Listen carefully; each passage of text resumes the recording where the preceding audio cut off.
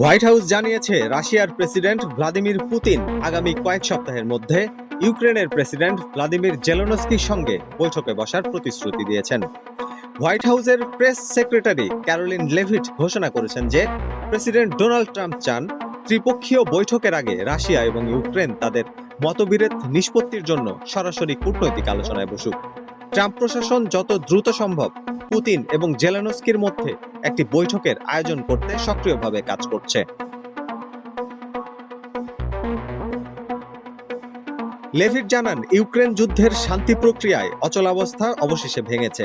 তিনি নিশ্চিত করেছেন যে সাম্প্রতিক আলোচনার পর প্রেসিডেন্ট ট্রাম্পের সঙ্গে ফোনালাপে পুতিন শান্তি প্রক্রিয়ার পরবর্তী ধাপ শুরু করতে সম্মত হয়েছেন। লেভিট ইউক্রেনের ৩-৩.৫ বছরের দীর্ঘস্থায়ী সংঘাতের জন্য যা হাজার হাজার মানুষের জীবন কেড়ে নিয়েছে, সাবেক প্রেসিডেন্ট জো বাইডেনের দুর্বলতা এবং অযোগ্যতাকেই দায়ী করেছেন।